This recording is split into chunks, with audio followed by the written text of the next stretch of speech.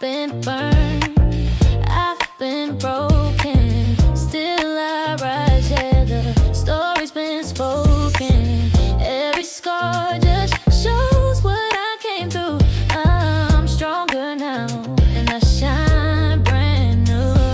The climb was steep, but I held on tight. Step by step, I found my light. Shots fired, but I keep moving, turn the pace, steady grooving. From the ashes, I'm reaching high, altitude living, I'm touching the sky. Shots fired, but I keep moving, turn the pace, steady grooving. From the ashes, I'm reaching high, altitude living, I'm touching the sky. Not my trauma, not my change. Hey y'all, welcome back to the show. This is the second episode, and last week the first episode dropped on my birthday. It was the best birthday gift ever. So I hope you guys enjoyed the show. And now that we've entered into episode number 2, let's get into it. I wrote everywhere in the process of writing this book. I was at Starbucks. I sat in the backyard a lot and just took in the nature and the scenes that helped prompt my thinking. I wrote literally everywhere. I kept a pad on the side of the bed so that when I had those thoughts at midnight or during my sleep, I woke up and I wrote notes. I even wrote while climbing Mount Kilimanjaro, just everywhere you could think of, everywhere I went, on the planes, on trips, I took the pen to the pad and just wrote my story. Whew, that was the hard part.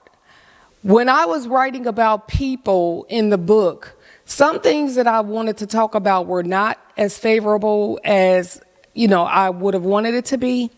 So between my husband, who's an attorney, he took the red pen to the pages, and my daughter, who really made me do some soul searching before I wrote about the things that, how she explained it. These writings are going to be in this book forever. Do you really want to say those things? And then my husband, who wouldn't allow me to use real names because of just what people might think or who you might be associated with.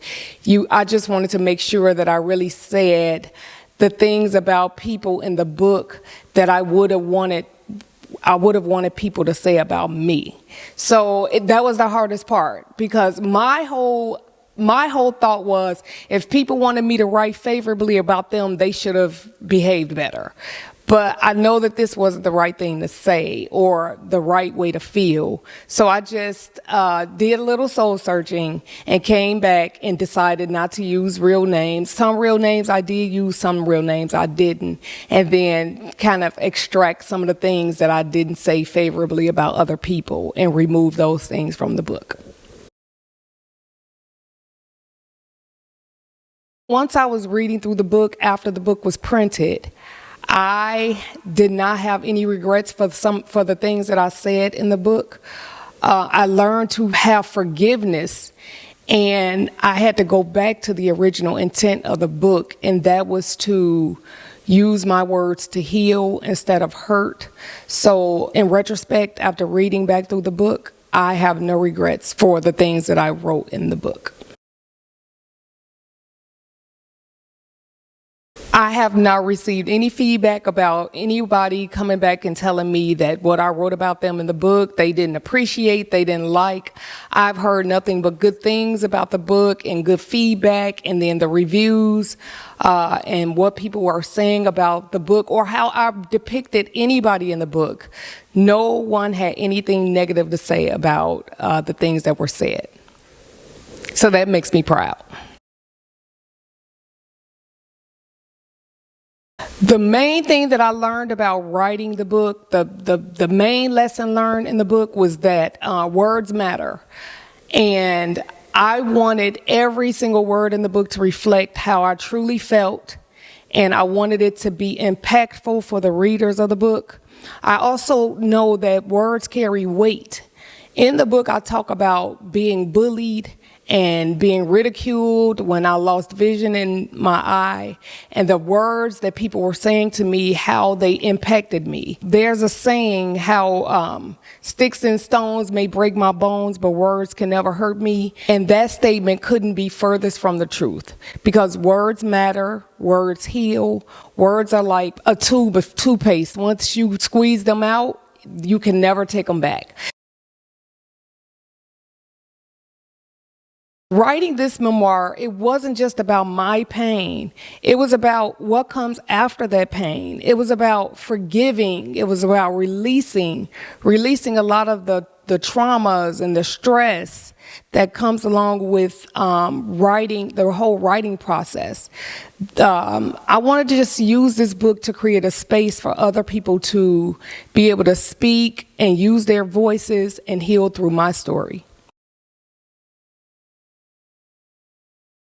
I kind of went into the writing process with positive thoughts, and I know that there's a such thing as writer's block, but I didn't want to put the idea of writer's block in my head so that would be an excuse when I ran into obstacles that were difficult to write about, or I couldn't find the words to appropriately depict what I wanted to say when I was writing. So writer's block was kind of blocked from my mind.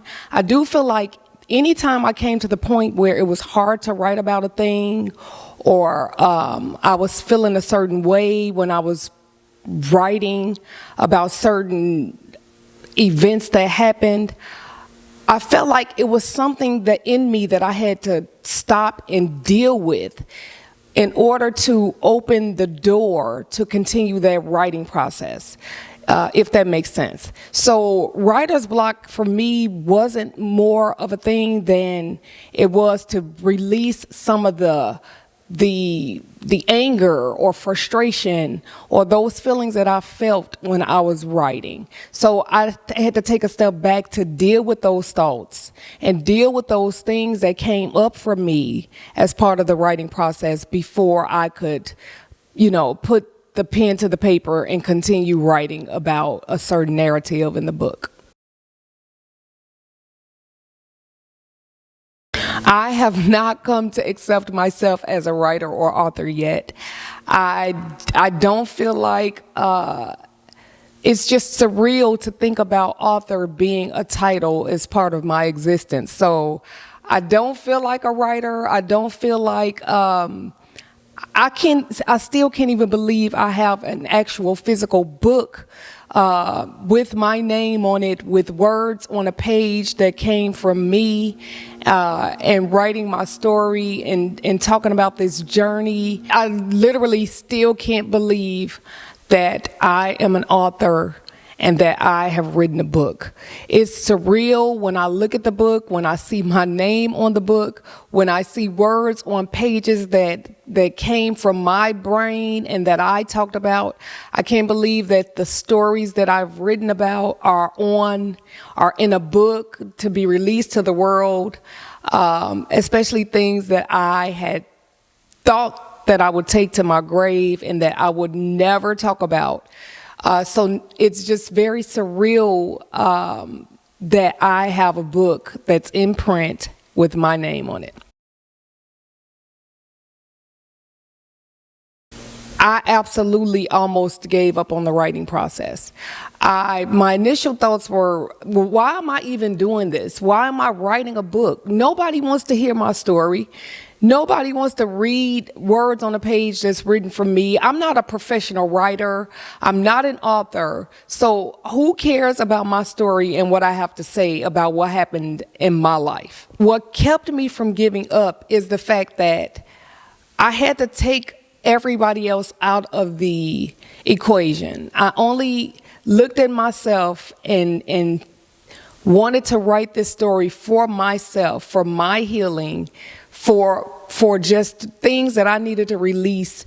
And you could release a lot of things through writing. Writing is very therapeutic. Even when writing something as simple as journal entries, It's a healing process. So going back to the beginning and writing stories from my childhood and all the way through adulthood, becoming a mother, and all the way to the top of Mount Kilimanjaro, I felt like the writing was just for me. And when I released the fact that I'm not writing for everybody else, I'm writing for me, then I was better able to write without the thought of anybody else in mind but myself. After writing the book and reading through the book, I did feel like this book, there's something in this book that's relatable to everyone. We all have a story. We all have things that's happened to us.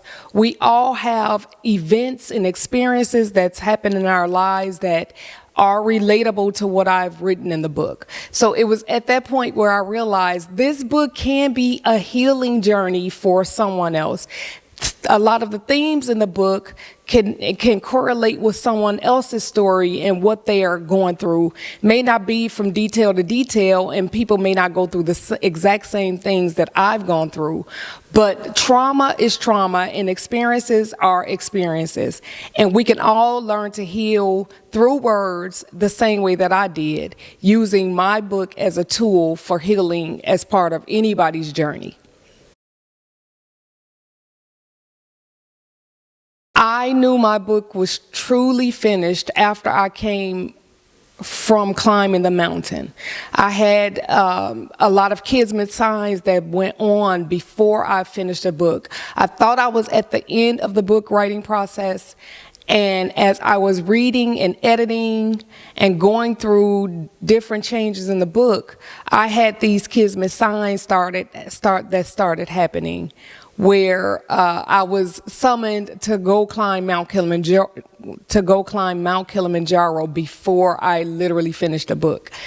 And I was kind of resistant at first because I really wanted to finish the book.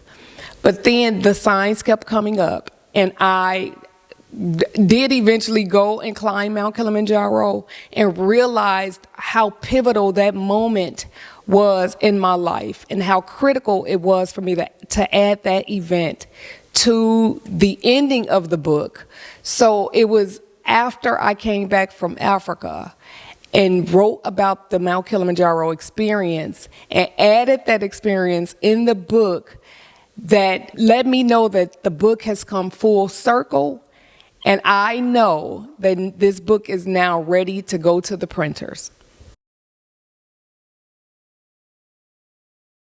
The advice that I would give someone that's first starting to write their story is to have a moment of silence where you think about, if you are ready to write a book, the question that you must ask yourself first and foremost is, if I'm ready to tell the whole truth and be authentic and tell the whole story, then I'm ready to write a book. If you can answer that question affirmatively, you know then it's time to write a book.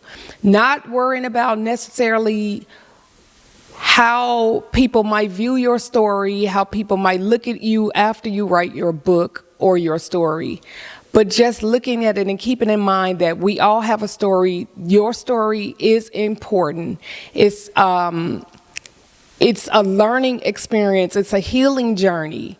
And you must write the book without thinking about what anybody else says or thinks about your writing in your book once it's released. I do not have any plans to write another book. I do want to take this book and use this book to probably create journals or to encourage others to read this book. Use it as a guideline, and then use this platform that I'm creating to help others write a book. I had no intentions on writing the first book, but I do plan on using my story and the journey, the writing journey, to help others to explore whether or not they want to write a book and release their stories to the world. And that's just the platform that I want to create from the book. But with all that being said, you never know. Just like I learned throughout the process of writing this book, some of the things that God had in store for me, I couldn't fathom it. I was given the assignment and I was obedient to the assignment. So you never know what God has in store for the future. If there's an opportunity to write a book again, I would probably be hesitant, but I would strongly consider going through the book writing process journey again. Thank you for joining me on this stop of the Rise Tour. Don't forget, you can get the full-length podcast on the Spotify app or the Apple Podcast app. I have really enjoyed having you join me for episode 2. I look forward to having you join me next week for episode 3, where we will be diving into deeper themes of the book. See you then.